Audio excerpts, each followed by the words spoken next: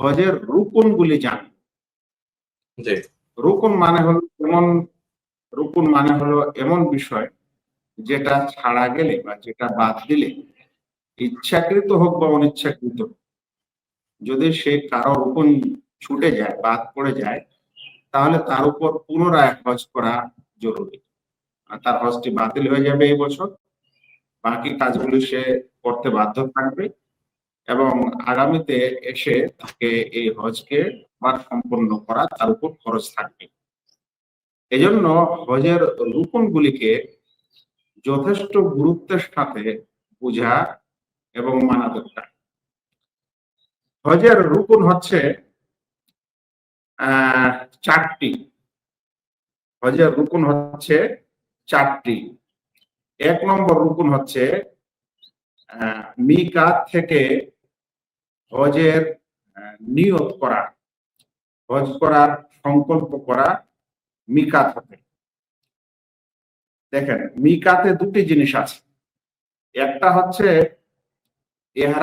এহরামের কাপড় পরা মিকাতে, আর একটা হলো হজের নিয়ত করা, হজের সংকল্প করা সেখান থেকে। হজের নিয়ত সংকল্প করাটা মিকাতে, এটা হচ্ছে রুকুন। আর হজের লেবাস পরা, কাপড় পরা, সেটা হচ্ছে হজের ওয়াজিবাতের কাজ। এই সূক্ষ্ম পার্থক্যটা অনেকে বুঝে না, কিন্তু ইনশাআল্লাহ আমি স্পষ্ট করে দিচ্ছি যে হজের রুকুন যেটা, সেটা হলো যে যেটা মিকাত হবে, সেই মিকাত সে অতিক্রম করতে পারে না যতক্ষণে সেখানে হজের সংকল্প বা হজের নিয়ত না করে। কারণ হলো হজ শুরু করার স্থান, সে যদি ওই স্থানে হজের নিয়ত না করে ভিতরে ঢুকে, তাহলে যেখানে শুরু করতে হতো সেটা ছুটে গেছে, আর সে এখন ভিতরে গিয়ে যদি হজ শুরু করে, তাহলে তার হজ শুরু থেকে হলো না, ওটা পুনরায় আবার এখানে ফিরে আসতে। আর এখানে হজের লেবাস পরা, দুটা চাদর, একটা লুঙ্গি এবং একটা চাদর হিসাবে যেটা পরা হজের যেটা লেবাস, এহরাম, ওটাকে বলা হয় এহরামের কাপড়।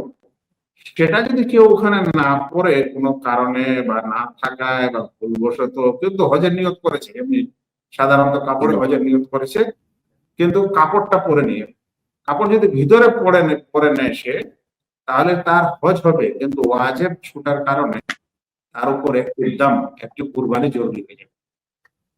কিন্তু রুকুন ছুটে যদি ভিতরে ঢুকে যায়, তাহলে দাম দিলেও তার হবে না, কারণ রুকুনে দাম দিয়ে সেটা হজ পূরণ করা যায় না।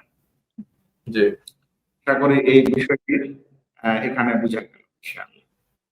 হজের দ্বিতীয় রুকুনটি হচ্ছে আরাফায় অবস্থান করা, আল উকুফু বিআরাফা। আরাফায় অবস্থান, আরাফা একটি হজের বিশেষ স্থানের নাম। হজ আসলে কিছু স্থানে কিছু আমল করার নাম। তো আরাফা হচ্ছে হজের একটি মৌলিক আমল করার স্থান, একটি রুকুন সম্পাদন করার স্থান। সেটা মক্কার দিক দিয়ে হলে প্রথমত মক্কা মানে হারাম, তারপরে মিনা, তারপরে মুজদালিফা, তারপরে আরাফা। তাহলে মক্কা থেকে আরাফা সবচেয়ে দূরে হচ্ছে, সব শেষে হচ্ছে। এই আরাফায় অবস্থান করা হজের রুকুন। এই কথাটির মানে হলো যে যেদিন আরাফার দিন হবে, সেদিন কোন হাজি যদি আরাফায় না পৌঁছাতে পারে, আর আরাফার দিন চলে গেছে, এরকম হয়ে গেছে, আর সে আরাফার দিন ধরতে পারল না, সূর্য ডুবে গেল, তাহলে তার হজ হবে না। কিংবা কোন হাজি ব্যক্তি গেছে মক্কায় বটে, কিন্তু এদিক ওদিক থেকে গেছে, আরাফায় ঢুকেনি, আর আরাফার দিন চলে গেছে, তাহলে তার আর হজ হবে। সেজন্য আরাফায় অবস্থান করতেই হবে একজন হাজিকে হজ করার জন্য। ভালো হলো যে সম্পূর্ণ দিনই অবস্থান করা, কিন্তু কোন ব্যক্তি যদি কোনো কারণে দেরি হয়, কিংবা দেখা গেল যে আসরের সময়ও পৌঁছায়, সূর্য ডুবার আগেও পৌঁছে যায়, তারপরও তার হজ হয়ে যাবে ইনশাআল্লাহ। রাসূল ইনশাআল্লাহ। করিম সাল্লাল্লাহু আলাইহি সাল্লাম বলছেন, সাল্লাল্লাহু আলাইহি ওয়াসাল্লাম। আল হাজ্জু আরাফা, আরাফা। আল হাজ্জু আরাফা, আরাফায় অবস্থান করাই হচ্ছে হজ, আরাফায় অবস্থান করাই হচ্ছে প্রকৃত হজ। সেজন্য আরাফার দিনে আরাফায় অবস্থান করা এটা জরুরি। এখানে আবারও দুটি কথা আছে, একটা হলো আরাফায় অবস্থান করা, আর একটা হলো আরাফায় সূর্য ডোবা পর্যন্ত অবস্থান করা। তো আরাফায় অবস্থান করা একটু সময় হলেও, একটু সময়ের জন্য হলেও সেটা হলো রুকুন। জি, আর সূর্য ডুবা পর্যন্ত আরাফার ময়দানে থাকা এটা হচ্ছে ওয়াজিব। তাই কোনো ব্যক্তি যদি আরাফায় না পায় তাহলে হজ হবে না, কিন্তু কেউ জি, যদি আরাফা পেয়েছে আর সূর্য ডুবার আগে আরাফা ছেড়েছে তাহলে তার হজ তো হবে, কিন্তু তার ওয়াজিব কাজ ছুটে যাবে, ছুটে তার গেছে। জন্য তাকে দণ্ড দিতে হবে। এটি ছিল হজের দ্বিতীয় রুকনের কথা। জি, তৃতীয় রুকন হজের সেটি হলো তাওয়াফে ইফাদা করা। তাওয়াফে ইফাদা করা, তাওয়াফে ইফাদা কথাটি আসলে আমাদেরকে বুঝতে হবে যে আসলে তাওয়াফ কয়েক রকমের হয়। যেমন জি, যারা উমরা করে, যারা উমরা করে তারা যখন প্রথমে কাবাতে যাবে, হারামে ঢুকবে, তখন সে তওয়াফ করবে।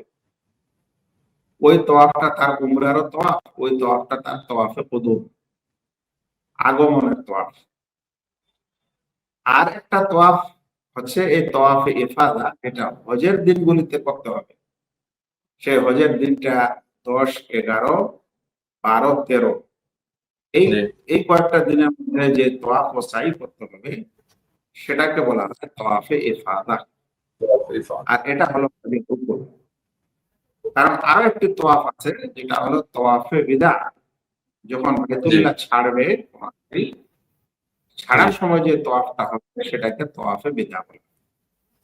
তো তাওয়াফে ইফাদা হচ্ছে হজের রুকুন, তাওয়াফে কুদুম ও তাওয়াফে বিদা হজের রুকুন নয়। আমি নয়। বলছি রুকুন নয়, হজের অংশ কিন্তু হজের রুকুন নয়। এটিকে তাওয়াফে ইফাদা, সেটি হলো রুকুন।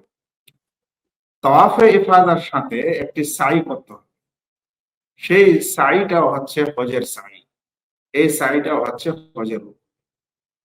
জি, কারণ সাই আরো হতে পারে, কোন ব্যক্তি যে তামাত্ম হজকারী সে উমরার সময় একটা সাই করবে, তো সেই সাইটা হচ্ছে তার উমরার সাই।